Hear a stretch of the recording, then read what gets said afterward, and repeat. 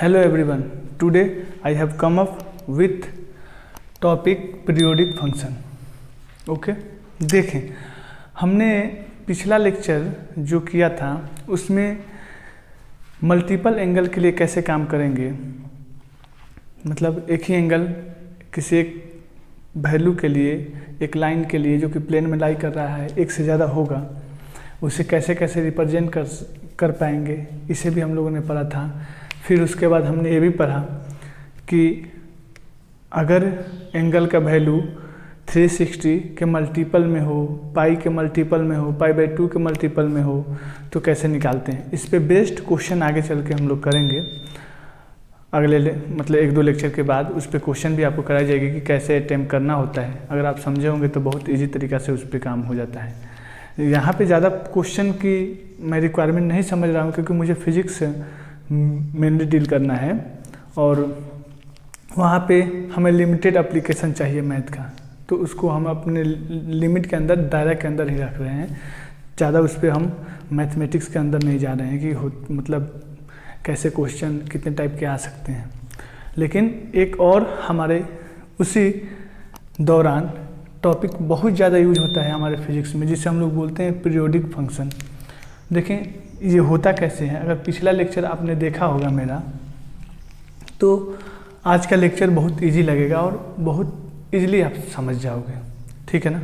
देखें डिफिनीशन इसको हम समझेंगे, लेकिन पहले हम कंसेप्ट की बातें करते हैं। देखें पिछले लेक्चर में हम लोगों ने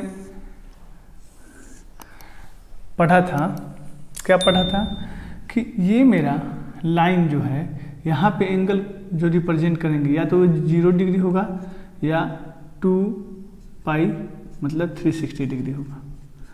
आपको अगर याद हो तो यहाँ पे पाई बाई 2 होगा, या हम लोग बोलते थे क्या 90 डिग्री। इस पोजीशन पे एंगल का वैल्यू 3 पाई बाई 2 या 270 डिग्री। यहाँ पे एंगल का value pi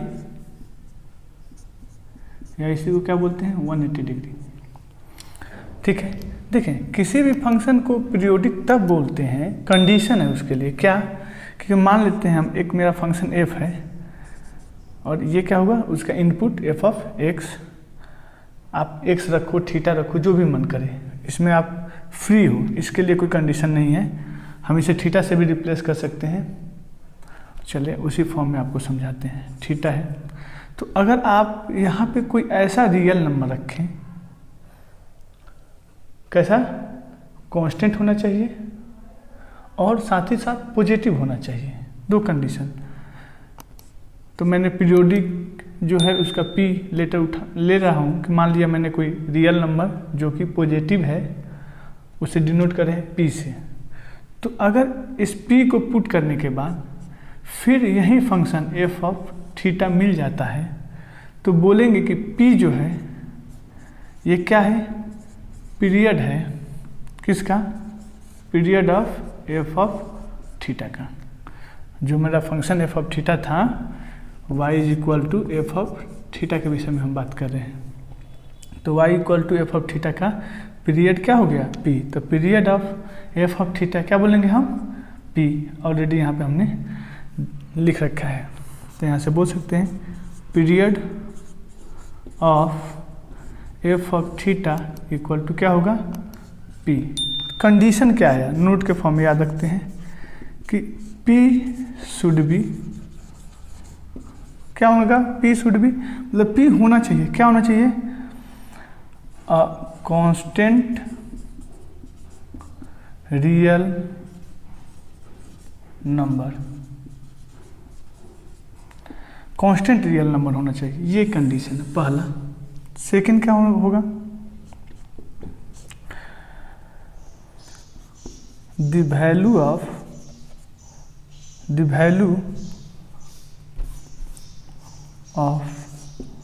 p should be, क्या होना चाहिए, लीस्ट पॉजिटिव वैल्यू। जो p का वैल्यू होना चाहिए वो क्या होना चाहिए, लीस्ट पॉजिटिव वैल्यू। ये दूसरा कंडीशन है। अगर ये दोनों कंडीशन सेटिस्फाई करता है P, तो हम बोल सकते हैं कि y equal to F of theta का P जो है पीरियड है। अगर इन दोनों कंडीशन में से कोई भी फेल कर गया तो हम P को कभी भी पीरियड नहीं बोलेंगे एफ ऑफ थीटा का। ठीक है, ये मेरा पीरियोडिक फंक्शन का कंडीशन है। आप समझ पा रहे हैं? तो किसी भी function y is equal to F of theta को पीरियोडिक बोलेंगे कब बोलेंगे? जब एफ ऑफ थीटा में कुछ हम कांस्टेंट रियल वैल्यू को पुट करें, कैसे? एडिशन साइन के साथ, तो फिर यही फंक्शन एफ ऑफ थीटा मिल जाए तो इस p को पीरियोडिक बोलेंगे। लेकिन उस डिफिनीशन के दौरान हमने एक वर्ड यूज किया, अ कांस्टेंट रियल नंबर। साथ ही साथ इस बात का भी ख्याल रखना पड़ेगा कि p जो आप ले रहे हैं वो लीस्ट पॉजिटिव वैल्यू होना चाहिए, लीस्ट पॉजिटिव वैल्यू होना चाहिए। अब इसके लिए हमारे पास जो ट्रिकोनोमेट्रिकल रेशियो हैं, जिन्हें हमने बोला था कि ट्रिकोनोमेट्रिकल फंक्शन भी बोल सकते हैं इस फॉर्म में, उसके लिए चेक कर रहे हैं एक एक करके कि किस ट्रिकोनोमेट्रिकल फंक्शन के लिए क्या पीरियड होता है। आप लोग बहुत, खासकर बायोलॉजी के स्टूडेंट पूरे कंफ्यूज होते हैं कि भैया ये कैसे निकल गया। इसलिए मैं थोड़ा सा बेसिक जाके और इस कंसेप्ट को क्लियर करना चाह रहा हूँ। ठीक है, ताकि बायोलॉजी के स्टूडेंट को दिक्कत ना आए। मैथ वाले तो बहुत बार इसे रिपीट करते रहते हैं, पढ़ते रहते हैं, तो उन्हें कोई दिक्कत मेरे ख्याल से नहीं आएंगी। देखिए, हमने ये बोला था कि ये बाउंड्री है। अगर इस बाउंड्री से एंटी क्लॉकवाइज मूवमेंट करते हैं तो ये तो टू पाई एंगल, एक रोटेशन में 2 पाई हमने एंगल बना लिया। अब अगर इसके बाद अगेन मूवमेंट होता है तो यहाँ पे हम लोग 2 पाई प्लस थीटा से डिनोट करेंगे। अगर इधर होता है तो 2 पाई माइनस थीटा से डिनोट करेंगे। रीजन क्लॉकवाइज मोशन है, रोटेशन है, तो क्लॉकवाइज रोटेशन की वजह से एंगल किस में लेंगे? नेगेटिव में। अच्छा, डिफिनीशन में क्या कहता है? थीटा प्लस पी, और पी जो होना चाहिए शुड बी पॉजिटिव, और साथ ही साथ लीस्ट होना चाहिए, पॉजिटिव होना चाहिए। तो आप देखिए, जैसे हमने इधर आए तो अगर इस फॉर्म में लिखने की कोशिश करें तो क्या मैं माइनस कॉमन ले लूँ तो थीटा माइनस 2 पाई लिख सकते हैं? वो तो फंक्शन में पुट करने के बाद ये माइनस हो जाएगा माइनस, जैसे साइन और एंगल की जगह पे इसे रखा तो माइनस बाहर आ जाएगा, वो देख लेंगे। तो जैसे आप ये रखोगे तो ये देख रहे हैं कि ये तो मेरा इंडिपेंडेंट जो भी वेरिएबल है थीटा के फॉर्म में आ गया, लेकिन उसके साथ जो नंबर आ रहा है निगेटिव के साथ आ रहा है। तो कभी भी हम तो ऐसे नंबर को लेंगे ही नहीं, ऐसे कांस्टेंट रियल नंबर को लेंगे ही नहीं। क्यों? क्योंकि ये निगेटिव है। हमें कैसा चाहिए? लीस्ट हो और साथ ही साथ पॉजिटिव हो। तो मतलब इस क्वाड्रेंट में कोई भी ट्रिकोनोमेट्रिकल रेशियो का वैल्यू पॉजिटिव नहीं आने वाला है। अगर ट्रिकोनोमेट्रिकल रेशियो का वैल्यू पॉजिटिव आया तो आप समझिए कि 2 पाई वाला जो फैक्टर है इसके वजह से वो कैंसिल हो जाएगा। समझ पा रहे हैं आप? जैसे आप यहाँ पे पूछ सकते हैं कॉस सेक तो पॉजिटिव होता है, लेकिन भाई जब कॉस सेक में यहाँ पुट करोगे, जैसे मैंने यहाँ पे पुट किया सेक माइनस थीटा माइनस 2 पाई, यही करोगे आप तो बोलोगे सर ये सेक थीटा माइनस 2 पाई हो गया। लेकिन आप देखो ना, मैंने क्या बोला है कि थीटा ये वेरिएबल है, इसके साथ प्लस साइन के साथ होना चाहिए, क्या है? माइनस साइन के साथ। तो बाकी 4 तो ट्रिकोनोमेट्रिकल रेशियो होगा नहीं, और बाकी 2 पे जो डाउट था आपको, इस माइनस को कैंसिल, सेक और कॉस जो होता है माइनस रहने के बावजूद भी पॉजिटिव हो जाता है। लेकिन प्रॉब्लम कहाँ पे आ जाएगी? ये जो कांस्टेंट वैल्यू पी हम जिसे कंसीडर कर रहे हैं पॉजिटिव लेना है, और ये किस साइन के साथ आ जा रहा है? निगेटिव, तो इसके वजह से ये फेल हो जाएगी। तो यहाँ पे क्या होगा? हाँ, सारे के सारे ट्रिकोनोमेट्रिकल रेशियो पॉजिटिव होंगे, साथ ही साथ थीटा के साथ जो 2 पाई आप लिखे वो पॉजिटिव साइन के साथ है। तो यहाँ पे हमें पीरियड मिलने की संभावना है। अब यहाँ पे देखें π/2 पे और 3π/2 पे पॉसिबल है क्या? नहीं। क्यों? देखें F of theta plus P, F of theta मतलब अगर यहाँ साइन है तो यहाँ भी साइन आना चाहिए, यहाँ कॉस है तो यहाँ भी कॉस आना चाहिए, यहाँ टेन है तो यहाँ भी टेन आना चाहिए। और मैंने आपको पिछले लेक्चर में समझा रखा था कि अगर ऑड मल्टीपल ऑफ π/2 होता है तो ट्रिकोनोमेट्रिकल रेशियो जो होते हैं इसका मल्टीपल लेने के बाद वो चेंज हो जाता है, साइन कॉस में, कॉस टेन में, सेक कॉसेक में। तो ना ही हम π/2 को लेके ना ही इधर और ना ही इधर, कहीं भी हम बात नहीं करेंगे। किसके लिए? पीरियड के लिए। समझ रहे हैं आप? वैसे ही 3π/2 को लेकर इधर भी और हम इधर भी बात नहीं कर सकते हैं। मतलब बात यहाँ पे होनी थी तो हमने देखा कि इसमें भी नहीं हो पाएगा क्योंकि -2π आ जा रहा है, तो ये पूरा का पूरा क्वाड्रेंट गायब हुआ। यहाँ पे बात कर रहे हैं तो क्या होगा, इधर देखें π - थीटा होगा और इधर आते हैं इस साइड जो कि मेरा एंटी क्लॉकवाइज है तो π + थीटा होगा, इधर क्लॉकवाइज है तो π - थीटा होगा। एक ही बार को कितना बार मैं आपको समझा रखा हूँ, थक गया हूँ समझाते समझाते, लेकिन आप समझने का कोशिश कीजिए, आप भी थक जाइएगा सुनते सुनते। तो फिर वही यहाँ पे माइनस कॉमन ले लेते हैं तो थीटा - π, फिर जो यहाँ पे हमने डील किया जितनी कंसेप्ट टोटल यहाँ भी वैलिड है। अगर जैसे साइन और कॉस एक पॉजिटिव तो हो जाएंगे, फिर भी प्रॉब्लम कहाँ पे आएगी, पाई पे, इसके वजह से ये कैंसिल हो जाएगा। तो इस क्वाड्रेंट में इस एंगल के लिए भी हम लोग बात नहीं करेंगे। तो मतलब एंगल क्या रहा, π + थीटा, और एंगल क्या रहा 2π + थीटा, जहाँ पे हम लोग अपने पीरियड को चेक कर सकते हैं। समझ रहे हैं आप। अब चेक करके देखते हैं। अगर मान लीजिए हम यूज करते हैं साइन 2π + थीटा, तो इसे कैसे लिखना पड़ेगा, पहले थीटा लिखना पड़ेगा ना, थीटा + 2π, ये पी का वैल्यू हो गया। तो साइन अगर 2π के साथ आता है, याद कीजिए मल्टीपल ऑफ पाई, तो साइन में ही रहता है, साइन थीटा। और 2π + थीटा देखेंगे किस क्वाड्रेंट में लाई कर रहा है, तो हमने देखा फर्स्ट क्वाड्रेंट में पॉजिटिव साइन। तो पहले भी हमने क्या लिया था, y = साइन ऑफ थीटा के लिए चेक कर रहे थे। तो देख रहे थे पहले भी मेरा साइन थीटा था और इस कांस्टेंट वैल्यू लेने के बावजूद भी साइन थीटा है। इसका मतलब हम पूछे कि साइन थीटा का पीरियड क्या हुआ, साइन थीटा जो है ऐसे लिख देते हैं, पीरियड ऑफ साइन थीटा, तो क्या बोलोगे आप 2π। आप यहाँ में भी बोल सकते हो, चेक हो कर सकते हो, क्या सर π + थीटा के लिए होगा कि नहीं, रखते हैं देखते हैं क्या ऐसा संभव है, π + थीटा के लिए क्या ऐसा संभव है। तो आप चेक कर लीजिए।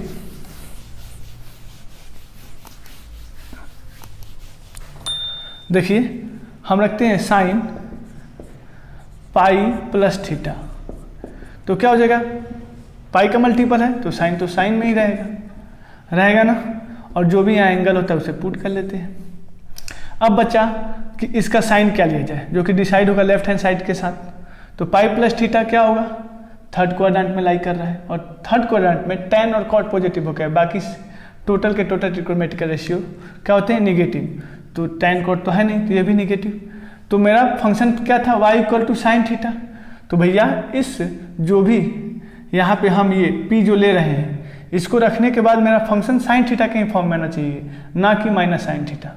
समझ रहे हैं ना, definition F of theta plus p = F of theta था, ना कि माइनस एफ ऑफ थीटा था। समझ रहे हैं ना आप, इसलिए ये रिजेक्ट हो जाएगा।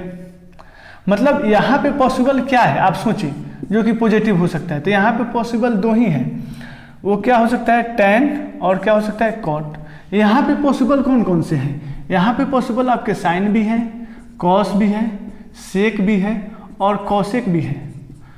यहाँ पे पॉजिटिव cot भी है और tan भी है, लेकिन ये दोनों नहीं होंगे। क्यों नहीं होंगे, रीजन ये है, देखें कि हमें याद कीजिए लिस्ट पॉजिटिव वैल्यू लेना था। अगर हम लेते हैं tan 2π + थीटा, तो ये 2π ले रहे हैं ना, और यहाँ पे हम लेते हैं tan π + थीटा, तो 2π और π में कौन लिस्ट है, पाई लिस्ट है ना, इसलिए इसे हम छोड़ देंगे। लेकिन बाकी किसी दूसरे फंक्शन को लेते हैं इस क्वाड्रेंट में लिस्ट के लिए, तो भैया वो पॉजिटिव होगा ही नहीं, उसका रिजल्ट निगेटिव आ जाएंगे।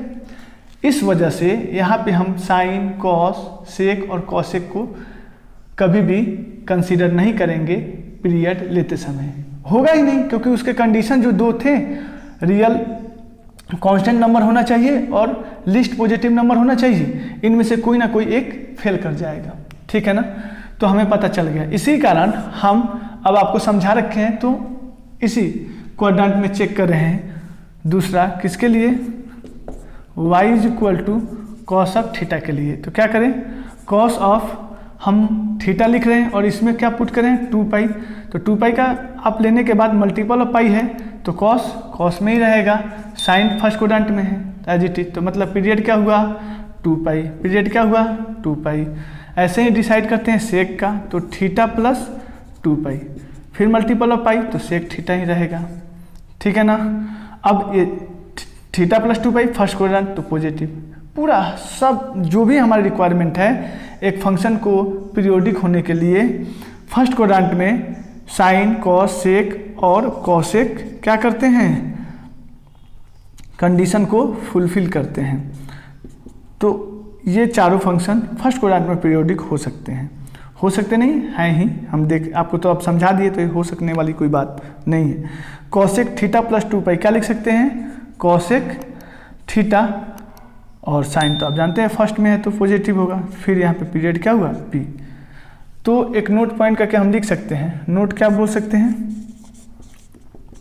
कि मेरा साइन कॉस सेक और कॉसेक इन सब का एंगल के साथ मैं बात कर रहा हूँ, आप कोई भी एंगल ले लें तो इसका पीरियड जो होगा मेरा 2 पाई होगा। इतना तो आपको समझ में आ ही गया होगा, इसमें कोई डाउट मेरे हिसाब से नहीं होनी चाहिए। अब चलें, अब हम बात कर लेते हैं आपके लिए कौन सा, यहाँ पे दूसरे किसी का चेक करने की आवश्यकता नहीं है, मैंने एक चेक करके आपको समझा दिया, आप समझ रहे। बाकी किसी को भी आप लेके करके देखें, उसकी साइन माइनस के साथ आ जाएगी राइट साइड में, जिसके वजह से वो कैंसिल हो जा रहा है। तो हम चेक करते हैं सिर्फ tan के लिए, tan पाई प्लस थीटा।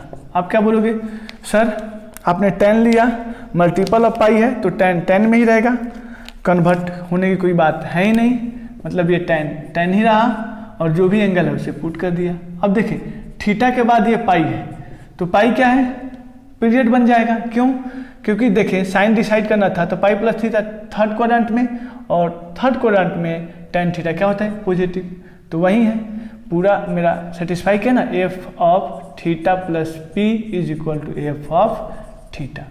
जो मेरा फंक्शन पॉजिटिव साइन के साथ था पॉजिटिव साइन के ही साथ आना चाहिए है।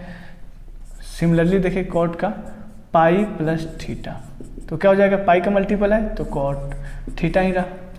Pi plus theta third quadrant में लाई कर रहा है, और थर्ड क्वाड्रेंट में कॉट पॉजिटिव होता है। फिर वही बात F of theta plus P F of theta के फॉर्म में मिल रहा है, और पाई क्या है, लिस्ट है।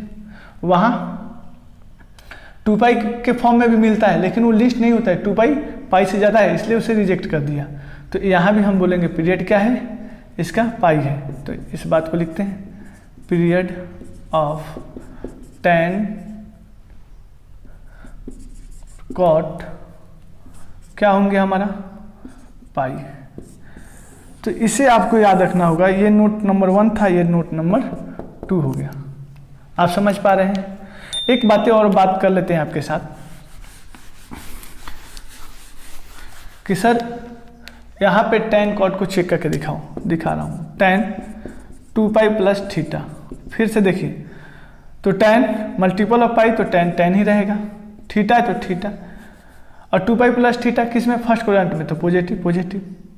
तो सर इसे क्यों नहीं ले रहे हैं, इसलिए नहीं ले रहा कि भाई सेम काम पाई के लिए भी हो जा रहा है, और हमें चाहिए लिस्ट। तो 2 पाई जो है लिस्ट पॉजिटिव नंबर नहीं है, इससे लिस्ट ऑलरेडी मुझे पाई यहाँ पे मिल रहा है, इस वजह से हम 2 पाई को पीरियड नहीं मानेंगे।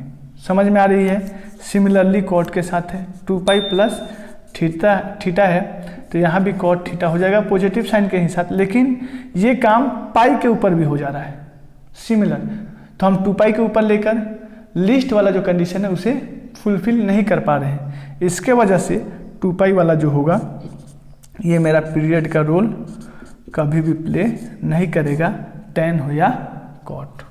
समझ पा रहे हैं आप, ठीक है। चलिए अब हम लोग नोट नंबर 3 के बात कर रहे हैं। अब हमें पता चल गया कि पीरियोडिक, तो पीरियोडिक का मतलब होता क्या है सर, सबसे आम बात रहा। देखिए पीरियोडिक का मतलब कहने का मतलब ये है कि अगर आप कोई भी ट्रिग्नोमेट्रिकल फंक्शन लेते हो, तो जैसे मैंने बोला साइन थीटा का पीरियड क्या होता है 2 पाई, यहाँ पे देखिए पीरियड क्या होता है 2 पाई। तो इसका ग्राफ अगर ड्रॉ करके आपको समझा रहे हैं, एक ग्राफ हम आगे चल के पढ़ेंगे डिटेल से। तो ये साइन का हुआ 0, ये इसे बोलते हैं पाई और इसे बोलते हैं 2 पाई। अगला जो ग्राफ होगा सेम ऐसे ही जाएगा और ऐसे आ जाएगा। अगला जो ग्राफ होगा सेम ऐसे ही जाएगा, सेम कर्व नेचर का जो कर्व का जो नेचर होगा सेम होता जाएगा। अर्थात अगर इसकी जो प्रॉपर्टी हम 0 से 2π के बीच में अध्ययन कर लेंगे वही प्रॉपर्टी बार बार रिपीट करता रहेगा। तो इससे 12 में जाने की कोई आवश्यकता नहीं। ट्रिग्नोमेट्रिकल फंक्शन का पीरियड पता चल गया तो उस ट्रिग्नोमेट्रिकल फंक्शन का सारा प्रॉपर्टी उस पीरियड के अंदर आप पढ़ लीजिए और वही बार बार रिपीट करेगा। समझ रहे हैं ना? तो एक पीरियड के अंदर उसके प्रॉपर्टी को जानना आवश्यक होता है। तो उससे रिलेटेड जो भी कंसेप्ट हमारे बन सकेंगे आगे चल के आप इजीली समझ जाओगे अगर इतना समझ पा रहे हो तो, ठीक है ना। अगला बात मैं बोल रहा हूँ जो कि बहुत इंपॉर्टेंट है, इसी आधार पे मैं बोल रहा हूँ। मैं बोला कि साइन थीटा प्लस 2π, तो एक रिवॉल्यूशन में 2π होता है। फिर अगर कोई दूसरा रिवॉल्यूशन कर ले, आप यहाँ पे देखें, आप यहाँ से घूम के ये इसी जगह पे आ गए तो 2π हो गया और थोड़ा सा भी आगे बढ़े तो ये काम वैलिड है। फिर अगर ये आप इधर आ गए तो फिर ये काम वैलिड होगा, लेकिन यहाँ पे मेरा अब ये लिस्ट नहीं रहेगा, हाई हो जाएगा, 2π से ज़्यादा हो जाएगा। लेकिन हम तो अब पीरियड की बात नहीं कर रहे हैं, अगर ज़्यादा भी हो जाए इसीलिए मैं n लिख रहा हूँ ताकि एक रोटेशन, 2 रोटेशन, 3 रोटेशन, हर कितना भी आप रोटेशन कर लो। जैसे हमने यहाँ किया 10 रोटेशन तो 10 × 2 20π हो जाएगा। फिर भी मल्टीपल ऑफ पाई है तो हमें पता है ना कि अगर मल्टीपल ऑफ पाई होता है कोई भी ट्रिग्नोमेट्रिकल रेशियो तो क्या बोलेंगे, उसका वैल्यू चेंज नहीं करेगा, अर्थात साइन जो है साइन थीटा में ही रह जाएगा। और ऑलरेडी आप जानते हैं 2nπ उसमें कुछ थीटा जोड़ रहे हैं तो आप आ जा रहे हैं फर्स्ट क्वाड्रेंट में, तो हमेशा पॉजिटिव रहेगा। अर्थात जो भी आपने पीरियोडिसिटी पता की है उसे जनरल फॉर्म में लिख सकते हैं। एन क्या है, जनरल में लाने के लिए ही तो है कि नंबर ऑफ रोटेशन 1 हो या 1 लाख हो, हम वैल्यू उसका बता सकते हैं। समझ रहे हैं ना आप? इसी तरह से हम ये भी बोल सकते हैं आपको, किसके लिए, कॉस के लिए थीटा प्लस 2π, और क्योंकि इसका पीरियड होता है और पीरियड में से मल्टीप्लाई कर दो 2nπ, तब भी क्या होगा, कॉस थीटा ही होगा। तीसरा नंबर सेक थीटा प्लस 2π, क्योंकि इसका भी पीरियड 2π होता है, इसमें n से मल्टीप्लाई किया तब भी सेक थीटा होगा। समझा रखे हैं। और बात कर रहे हैं कॉसेक थीटा प्लस 2π और यहाँ पे n रखते हैं तब भी क्या होगा, यही कॉसेक थीटा। समझ पा रहे हैं आप? अब हम बात कर रहे हैं tan और cot का। मैंने बोला tan तो थीटा, लेकिन इसका पीरियड क्या है पाई, इसमें इसको n से मल्टीप्लाई कर दो, फिर वही बात रिपीट करता रहेगा तब भी क्या होगा, tan थीटा ही होगा।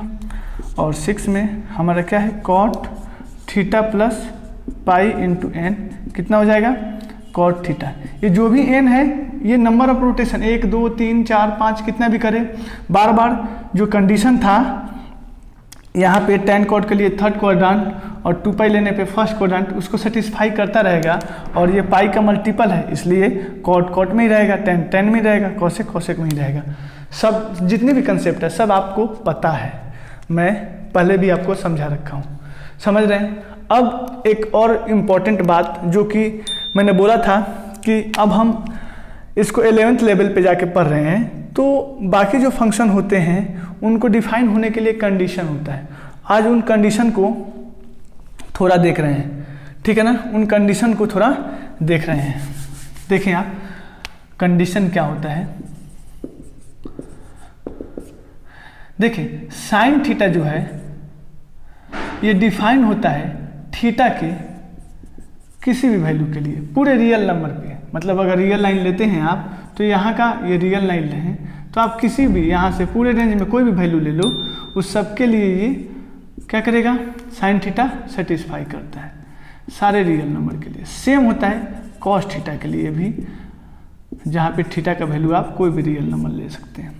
लेकिन कंडीशन आती है साइन कॉस के अलावा बाकी जो 4 ट्रिग्नोमेट्रिकल रेशियो हैं वहाँ पे। एग्जाम्पल के लिए मैं ले रहा हूँ कॉसेक थीटा, तो आप जानते हो कॉसेक थीटा को 1/sin थीटा हम लिख सकते हैं।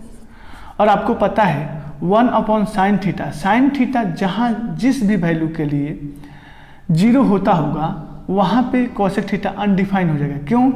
जहाँ भी ये 0 होगा तो क्या किस फॉर्म में आ जाएगा, 1/0। और हमने समझा रखा है 1/0 क्या होता है, अनडिफाइंड होता है। क्या होता है जी, अनडिफाइंड होता है।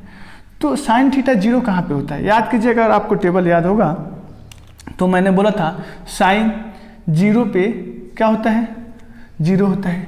फिर यहाँ पे देखिए, यहाँ भी 0 है, यहाँ पे भी 0 है, यहाँ पे भी 0 है, यहाँ पे भी 0 है, यहाँ पे। तो आप देखोगे क्या कि साइन उन हर प्लेस पे 0 है जहाँ पाई का मल्टीपल है ना। अर्थात हम बोल सकते हैं कि ये n पाई के लिए क्या होगा, 0 होगा। तो कॉसेक थीटा क्या साइन थीटा के विषय में, तो मैं बोल सकता हूँ कि कॉसेक थीटा जो होगा ये डिफाइन करेगा थीटा के उस जो भी रियल नंबर के रियल लाइन पे जो भी नंबर है उन सबको ले लो, सिर्फ आपको नहीं लेना होगा कौन सा वैल्यू, n पाई। समझ पा रहे हैं, कॉसेक थीटा का सब वैल्यू ले सकते हैं लेकिन सिर्फ n पाई को छोड़ के, वहाँ पे ये डिफाइन होगा, इन पॉइंट पे डिफाइन नहीं होगा। रीजन भी आपको पता है। सिमिलरली हम लोग बोल सकते हैं सेक थीटा के लिए क्या बोलेंगे, 1/cos थीटा। अब पता करना होता है कि cos थीटा कहाँ पे 0 होगा, तो याद कीजिए cos 90 0 था, मतलब π/2, समझ रहे हैं। तो ये क्या था π/2, याद कीजिए आप, ऑड मल्टीपल था। तो हम बोल सकते हैं कि cos थीटा एक्चुअली में 2n + 1 इंटू π/2 पे ये 0 होगा। तो जितने भी ऐसे वैल्यू ऑड के मिल सकते हैं उन सारे पे cos थीटा क्या करेगा, 0 होगा। और वहाँ पे मेरा फंक्शन डिफाइंड क्या सेक थीटा नहीं होगा। तो डिफाइन करने का क्या तरीका होगा कि हम जो सेक थीटा है उनमें से वो सारा वैल्यू थीटा का निकाल दें जहाँ पे ये 0 cos थीटा हो सकता है, 2n + 1 इंटू π/2। तो इस मतलब पूरे थीटा में से इस वैल्यू को निकाल दोगे तो ये सेक थीटा क्या हो जाएगी, डिफाइंड।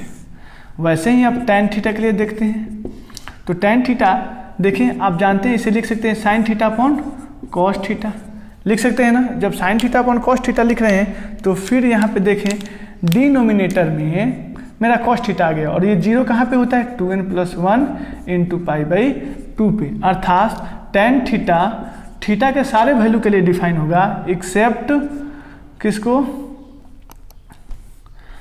सिर्फ किन वैल्यू को छोड़ के, 2n + 1 इंटू π/2।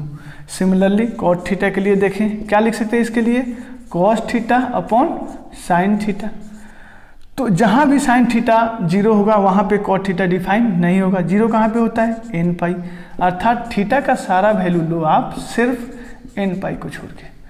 समझ में आ रही है। तो ये सारे फंक्शन आपको मैंने ट्रिग्नोमेट्रिकल फंक्शन एक एक करके समझाया, कहाँ पे डिफाइन है कहाँ पे डिफाइन नहीं है और कैसे डिफाइन करना होता है। ठीक है, उसके बाद एक इम्पोर्टेंट और पॉइंट बच जाती है, आप लास्ट देख लें, जिसे बोलते हैं constant function. A constant function is periodic having no period. कोई पूछता है कांस्टेंट फंक्शन क्या है, तो आप बोलोगे कि पीरियोडिक है लेकिन उसका कोई पीरियड नहीं होता है। आप बोलोगे सर ऐसा क्यों, तो आप देखें, मैंने y = 3 एक फंक्शन लिया। इसका मतलब क्या है, आप 10th स्टैंडर्ड में पढ़ रखे होंगे, y एक्सिस पे 3 यूनिट मूव करो और यहाँ पे लाइन ड्रॉ कर दो, ये y = 3 को डिनोट कर रहा है। अगर नहीं जानते हैं तो फिर इसमें मैं कुछ नहीं कर सकता। ओके, तो अगर आप यहाँ पे 1 डिस्टेंस मेंटेन करते हुए अगर पॉइंट कंसीडर करें 1 2 3 4, तो देख रहे हैं कि 1 के लिए भी मेरा y = 3 है, 2 के लिए भी, मतलब आपको मिलते जा रहा है। लेकिन मैं बोलूँ कि नहीं 1 से कुछ छोटा लो तो भी वैलिड है और छोटा लो तो भी कुछ वैलिड है। मतलब अगर मैं कोई भी नंबर लेता हूँ 1 2, तो इसके बीच में कितने नंबर है, इनफाइनाइट नंबर है। तो हर इनफाइनाइट नंबर पे हर छोटे छोटे वैल्यू के इंटरवल, कोई भी छोटा नंबर ले लो उसका इंटरवल बना लो, तो उन सारे इंटरवल के लिए y = 3 हमारा पीरियोडिसिटी शो करने लगेगा। तो ऐसा थोड़ी बोलते हैं हमें लिस्ट चाहिए, तो हमें खुद ही नहीं, ये तो 2 नंबर के बीच में कहीं भी ले रहे हैं तो कौन सा लिस्ट होगा खुद ही है पता नहीं, तो हम पीरियड क्या बताएं, समझ पा रहे हैं। इसलिए हम डायरेक्ट बोलते हैं कि कांस्टेंट फंक्शन पीरियोडिक होता है लेकिन उसका पीरियड हम लोग बता नहीं सकते हैं, इसलिए लिखते हैं नो पीरियड। अरे समझ में आ गई होगी आपको बात। ये बहुत इंपॉर्टेंट टॉपिक थी हमारे बेसिक फिजिक्स में, ताकि आगे आने वाले फिजिक्स को समझ पाएँ। तो मैं समझता हूँ कि आप लोगों को बहुत इजी वे में समझ में आया होगा। मैंने अपना पूरा प्रयास किया, आप भी अपने तरफ से प्रयास कीजिए। तब तक के लिए बाय।